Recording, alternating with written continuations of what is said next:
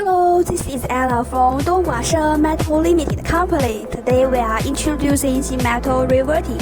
Follow me and check it out. Riveting is a technique used to fasten two or more pieces of metal or other materials together by driving a metal pin or rivet through pre-drilled holes and then deforming the end of the rivet to create a secure connection. Here is a step-by-step guide on how to rivet. First, prepare the materials and insert the rivet. Second, secure the rivet gun on that rivet. Finally, check the connection, finish, and clean out.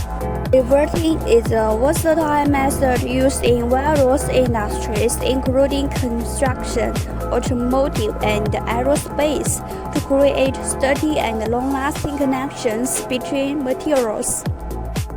That's all for today's sheet metal riveting video. See you in the next video.